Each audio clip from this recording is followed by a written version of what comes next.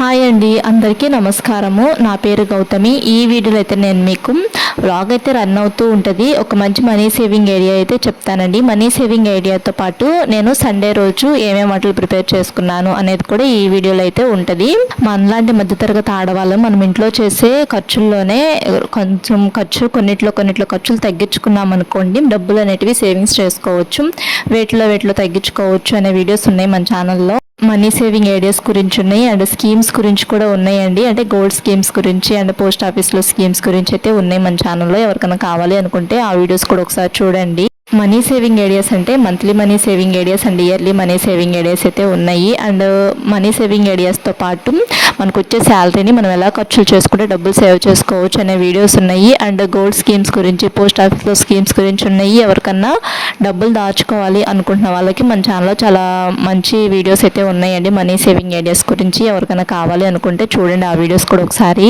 చాలామంది అనుకుంటూ ఉంటారు మమ్మల్ని వీళ్ళు చాలా పిసినారాళ్ళు, తిండి కూడా సరిగ్గా తినరు అనుకుంటా, డబ్బులు చాలా పొదుపుగా ఖర్చు చేస్తారు. అంటే మేము పొదుపుగా ఖర్చు చేస్తాము, దాన్ని మేము పొదుపు అనుకుంటాము. చూసే వాళ్ళందరూ ఏమో పిసినార్తనం అనుకుంటూ ఉంటారండి. అదిగాక నేను సన్నగా ఉంటాను అండ్ పిల్లలు కూడా కొంచెం సన్నగానే ఉంటారండి. అది చూసి అందరూ వీళ్ళేం తినరు కావాలా, డబ్బులు ఆదా చేస్తారు కావాలా, వీళ్ళ హస్బెండ్కి తినరు కావాలా సరిగ్గా అనుకుంటూ ఉంటారు. అదేం లేదు, మేము తిండి అయితే బాగానే తింటాము, కాకపోతే వెయిట్ అనేది పెరగమండి. అంటే జీన్స్ ప్రకారం అంటూ ఉంటారు కదా, జెనెటిక్ రీజన్స్ ప్రకారము, అంటే పేరెంట్స్ని బట్టి పిల్లలకి వెయిట్ కానీ అలా వస్తూ ఉంటుంది అంటూ ఉంటారు కదండి. మా నాన్న అయితే సన్నగా ఉండేవాళ్ళు, అదే వాళ్ళు నాకు వచ్చింది అనేసి అయితే నేను అనుకుంటూ ఉంటాను. పెళ్ళి కాకముందు సన్నగానే ఉండేదాన్ని నేను, పెళ్ళైన తర్వాత కూడా సన్నగానే ఉంటాను. పెళ్ళైన తర్వాత కూడా చాలామంది అనేవాళ్ళు పెళ్ళి అయితే ఒళ్ళు వస్తుంది అనేవాళ్ళు. పెళ్ళైన తర్వాత నాకు ఒళ్ళు అయితే ఏం రాలేదండి. తర్వాత పిల్లలు పుట్టిన తర్వాత ఒళ్ళు వస్తుంది అనేవాళ్ళు. పిల్లలు ఇద్దరు పుట్టిన తర్వాత కూడా వెయిట్ అయితే ఏమీ పెరగలేదు నేను. ఇంకా కొంతమంది అంటూ ఉంటారు, ఈ అమ్మాయికి వెయిట్ పెరగలేదంటే ఈ అమ్మాయి సరిగ్గా తినదు కావాలా, వీళ్ళ ఆయనకు ఆదా చేస్తుంది కావాలా, డబ్బులు తిండి సరిగ్గా తినరు కావాలా, వీళ్ళు ఇంట్లోకి ఏమి తెచ్చుకోరు కావాలా, పిసినారాళ్ళు కావాలా అనుకుంటూ ఉంటారు. కానీ ఇక్కడ మేము తినేది బయట వాళ్ళు ఎవరు చూడరు కదండి, గబుక్కన మాట అనేసేస్తూ ఉంటారు. పల్లెటూరులో మరీను, మాది పల్లెటూరు, మా అత్త వాళ్ళది పల్లెటూరే, మా అమ్మ వాళ్ళది పల్లెటూరే. మా అత్త వాళ్ళ ఊర్లో మరీ ఇంకా ఇదిగా అంటూ ఉంటారండి. అంటే నేను వాళ్ళకి మధ్యలో నుంచే కదా తెలుసు. మా అమ్మ వాళ్ళ ఊరాళ్ళు అయితేను నేను పుట్టిన దగ్గర నుంచి వాళ్ళకి నేను తెలుసు కాబట్టి ఎక్కువ అనరు, ఎవరన్నా ఒకళ్ళిద్దరు అలా అంటూ ఉంటారు.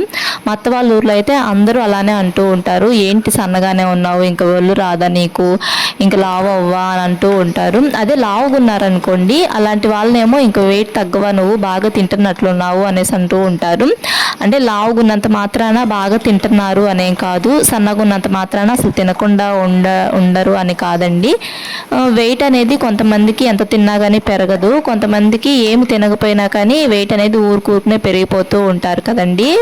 ఒక మనిషిని ఏదైనా అనగలరు, ఇరుగు పొరుగు వాళ్ళు ఉంటూ ఉంటారు కదా, ఒక మనిషిని ఏదో ఒకటి అని వాళ్ళ బాధ పెట్టాలి అనేసి అయితే అనుకుంటూ ఉంటారు. వాళ్ళల్లో ఉన్న లోపాన్నే వాళ్ళు ఎత్తి పొరుస్తూ ఉంటారండి. పద్దాకడ వాళ్ళలో ఉన్న లోపాన్ని వాళ్ళకి పద్దారు గుర్తు చేస్తూ ఉంటారు.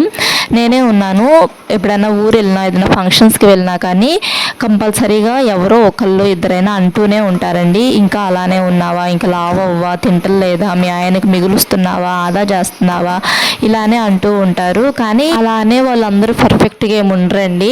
వాళ్ళల్లో కూడా కొంతమంది కలరు డిఫరెన్సెస్ ఉంటూ ఉంటారు, కొంతమంది బాగా ఓవర్ వెయిట్ వాళ్ళు ఉంటూ ఉంటారు. కానీ వాళ్ళది వాళ్ళు చూసుకోకుండా పక్కన వాళ్ళని ఏదో ఒకటి అని బాధ పెట్టాలి అనే ఒపీనియన్తోనే ఉంటారు చాలామంది అయితేను.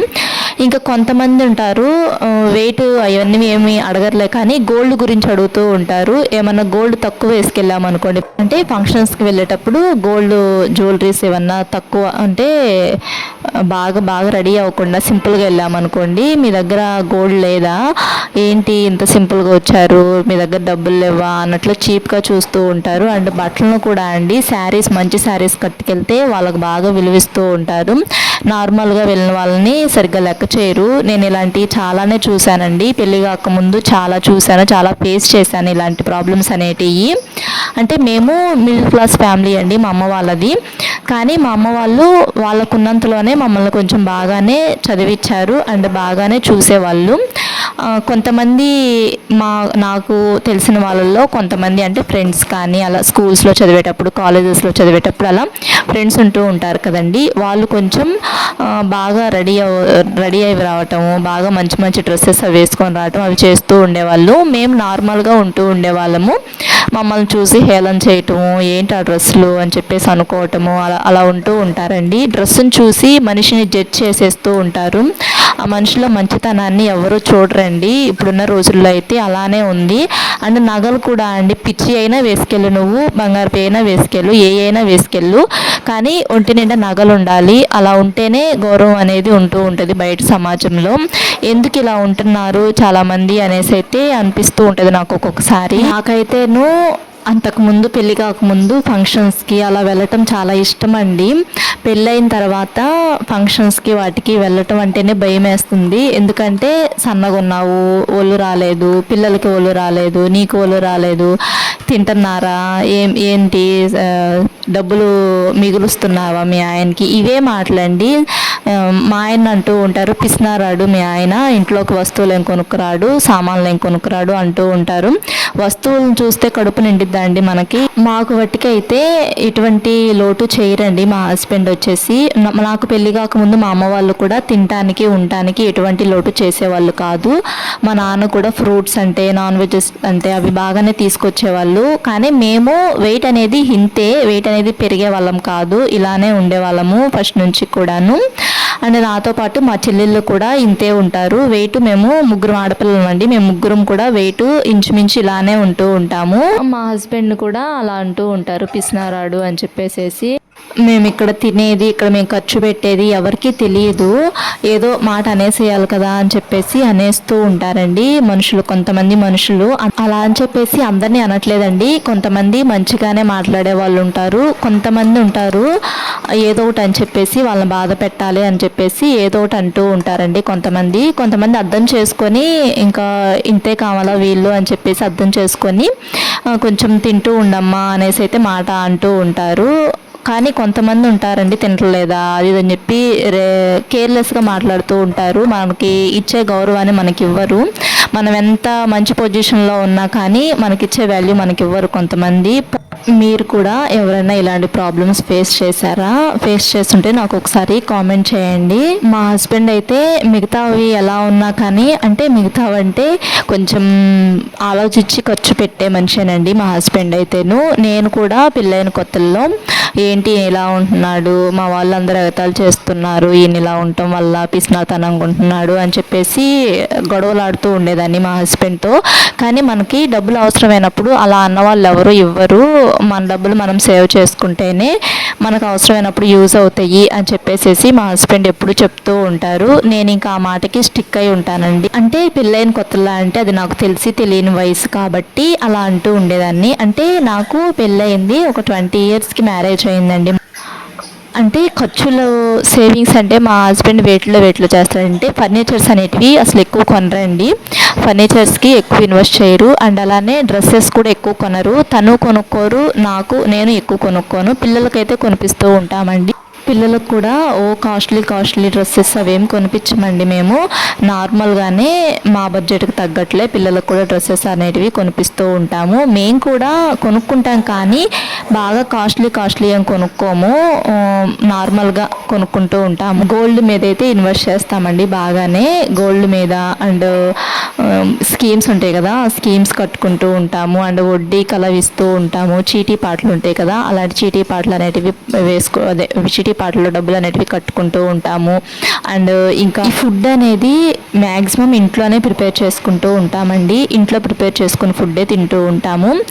నాన్ వెజెస్ కానీ అన్నీ తెచ్చుకుంటాము. అన్ని రకాల నాన్ వెజెస్ ఐటమ్స్ అంటే తింటానండి నేను. అన్ని రకాలు నాకు అలవాటే, పెళ్ళి కాకముందు నుంచి అలవాటు. కానీ ఇంకా వెయిట్ ఇంతేలేండి.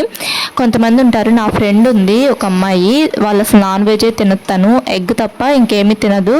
కానీ తన వెయిట్ అనేది బాగుంటుంది. మేము ఎంత నాన్ వెజ్ తిన్నా, నేను ఎంత కొంచెం ఎక్కువ ఫుడ్ తిన్నా కానీ వెయిట్ అనేది ఇంతే. నాకు అనిపిస్తూ ఉంటుంది ఒక్కొక్కసారి వీళ్ళందరూ ఇలా అంటూ ఉన్నారు, నేను కొంచెం వెయిట్ అయితే బాగుంటుంది కదా అనిపిస్తూ ఉంటుంది. బట్ ఏం చేయలేము, వెయిట్ రాందే మనం ఏం చేస్తాం చెప్పండి. ఇంకా మనీ సేవింగ్ ఐడియా అని చెప్పావు, ఇదంతా చెప్తున్నావేంది అనేసి అనుకుంటారేమో. ఏదో ఈరోజు చెప్పాలనిపించింది వీడియోలో చెప్తున్నాను. మొన్న కూడా ఒకళ్ళు అయితే అన్నారు, ఈ మధ్య రీసెంట్గా అంత సన్నగా ఉన్నావు తింటున్నావా అనేసి అయితే అన్నారు రీసెంట్గా. ఏదో చెప్పాలనిపించి ఈ వీడియోలో చెప్తున్నాను. మెయిన్ అంతకుముందు అయితే ఏడ్చుకుంటూ ఉండేదాన్ని నేను. ఇలా అంటున్నారేంటి నన్ను అని చెప్పేసి ఏడుస్తూ ఉండేదాన్ని. తర్వాత రోజుకి ఒక 120 రూపాయలు చొప్పున ఒక 365 రోజులు డబ్బులు సేవ్ చేసుకున్నాం అనుకోండి, 58,400 రూపాయలు అయితే సేవ్ చేసుకోవచ్చండి. అంటే 1 ఇయర్ టైం లిమిట్ పెట్టుకొని ఇలా రోజుకి 120 రూపాయలు చొప్పున 1 ఇయర్ లోపైన సేవ్ చేసుకోవచ్చు. లేదు అనుకుంటే ఒక 2 ఇయర్స్ టైం లిమిట్ పెట్టుకొని, అంటే 2 ఇయర్స్కి మనకి 730 రోజులు అయితే ఉంటాయండి. 730 రోజుల్లో మనం కేవలం ఒక 365 రోజులు మాత్రమే డబ్బులు సేవ్ చేసుకోవాలి. రోజుకు ఒక 120 రూపాయలు చొప్పున ఒక 365 రోజులు డబ్బులు సేవ్ చేసుకున్నాం అనుకోండి, 58,400 రూపాయలు అయితే సేవ్ చేసుకోవచ్చండి. కొంతమందిని అయితే అసలు పలకరీయకుండా ఉంటాను, అంటే పలకరిస్తే ఎక్కడ వీళ్ళు ఇలా అంటారేమో అని చెప్పేసి భయంతో పలకరీయకుండా ఉంటాను. కానీ చాలామంది అనుకుంటూ ఉంటారు, ఈ అమ్మాయికి గర్వము అనేసి అనుకుంటూ ఉంటారు. గర్వం అయితే ఏమీ లేదండి నాలో. అలా అంటారని చెప్పేసి భయపడి సైడ్కి వచ్చేస్తూ ఉంటాను. ఇంకా ఈ వీడియోలో అయితే రాగి సంగటి చేసి చికెన్ కర్రీ అయితే చేశానండి. కొంచెం రైస్ అయితే చేసి కొంచెమేమో రాగి సంగటి చేశాను. రాగి సంగటి చేయటం చాలా ఈజీ అండి. నేనైతే ఈ ప్రాసెస్లో చేస్తాను, మీరు ఎలా చేస్తారో నాకు ఒకసారి కామెంట్ చేయండి. నేనైతే ఫస్ట్ బియ్యం అయితే కొంతసేపు నానబెట్టుకుంటానండి. ఒక 1 అవర్ 2 అవర్స్ అయితే బియ్యాన్ని నానబెట్టుకుంటాను.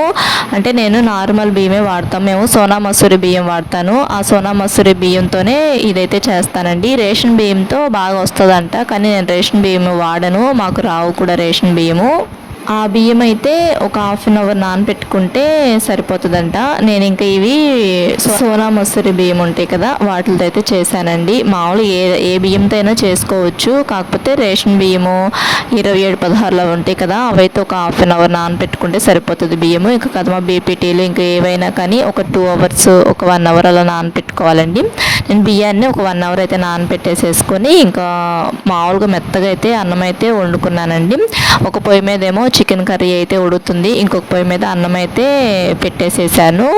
చికెన్ కర్రీ అయితే ముందు ముక్కలు మ్యాగ్నేట్ చేస్తానండి. అంటే ఉప్పు పసుపు కారము కొంచెం ఆయిల్ వేసేసి కొంచెంసేపు నానబెట్టేసేస్తాను. ఒక 1/2 అవర్ అలా నానబెట్టేసేసిన తర్వాత ఇంకా కర్రీ అయితే బిగించేస్తానండి. చాలా ఈజీగా అండ్ సింపుల్గానే చేస్తాను నేను కర్రీస్ అన్నీ కూడాను. ఎక్కువ మసాలాస్ అవేమి వేయనండి. ఇదిగోండి అన్నం అలా ఉడికిన తర్వాత ఇంకొంచెం ఎక్స్ట్రా వాటర్ అయితే వేసాను, కొంచెం బాగా మెత్తగా అయితే అవ్వాలి అన్నము. ఇంకా రాగి సంగటి చేస్తున్నాను కదా అని చెప్పేసి చికెన్ కర్రీ అయితే నేను కొంచెం పులుసు కొంచెం ఎక్కువ ఉండేలాగా అయితే చేశానండి. అన్ని రకాల ఫుడ్ తింటూ ఉంటానండి, కాకపోతే వెయిటే గెయిన్ అవ్వు. చాలామంది వెయిట్ లాస్ అవటానికి చేస్తూ ఉంటారు, మేమేమో వెయిట్ గెయిన్ అవటానికి చేస్తూ ఉంటాను. ఇది రాగి సంగటి చేస్తున్నాను కదా అందుకని చెప్పి కొంచెం పులుసుగా అయితే చేశాను చికెన్ కర్రీ. ఇంక ఇక్కడ రాగి సంగటి అయితే ఇలా అయితే ప్రిపేర్ చేశానండి. అంటే అన్నాన్ని బాగా మెత్తగా ఉడికించుకున్న తర్వాత అన్నాన్ని స్మాష్ చేసుకోవాలి. కొంచెం వాటర్ ఉండగా మనము రాగి పిండి అయితే వేసేసేసుకొని బాగా కలుపుకోవాలి. నేను రాగి సంగటి ఏంటి ఆ కలర్లో ఉందనుకుంటారేమో, బియ్యం ఎక్కువ వేసాను అండ్ రాగి పిండి కూడాను మాది బాగా జల్లిచ్చేసేసానండి. అలా చేస్తేనే పిల్లలు రాగి జావ తాగుతున్నారు. బాగా జల్లించకుండా కొంచెం రాగి జావ బరకగా ఉంటుంది కదండి, ఇలా ఉంటే సరిగ్గా తినట్లేదు పిల్లలు. అందుకని చెప్పేసేసి రాగి పిండిని బాగా జల్లిచ్చేసేసానండి. కొంచెం బరకగా ఉంటుంది కదా, అది తీసి పక్కన అయితే పెట్టేసేసుకున్నాను, ఏదైనా చేయటానికి ఉపయోగపడుతుంది అని చెప్పేసి. అది మిక్సీలో వేసాను రాగి పిండి. నేను రాగులు తెచ్చి మిక్సీలో అయితే వేసానండి. మిక్సీలో వేసి మామూలు పిండి జల్లెడు ఉంటుంది కదా, ఆ జల్లెడతో అలా జల్లిచ్చేసేసాను. అలా మెత్తగా వచ్చింది. అందుకని చెప్పి రాగి పిండి కొంచెం వైట్ కలర్లో అయితే కనిపిస్తుంది, మీకు చూపించాను కదా ఇందాక. అలా మనీ సేవింగ్ ఐడియా చెప్తానని చెప్పాను కదండి. మనము 1 ఇయర్కి మనకి 365 రోజులు ఉంటాయి కదండి. ఈ 365 రోజులు కూడా మనము రోజుకి ఒక 120 రూపాయలు చొప్పున సేవ్ చేసుకున్నాం అనుకోండి, ఒక 365 రోజుల పాటు సేవ్ చేసుకున్నాం అనుకోండి, 58,400 రూపాయలు అయితే సేవ్ చేసుకోవచ్చండి. ఈ వీడియో మీకు నచ్చిందని అనుకుంటున్నాను. వీడియో కనుక మీకు నచ్చినట్టయితే లైక్ చేయండి. మా ఛానల్ని ఫస్ట్ టైం కనుక చూస్తుంటే సబ్స్క్రైబ్ చేసుకోండి. Thanks for watching.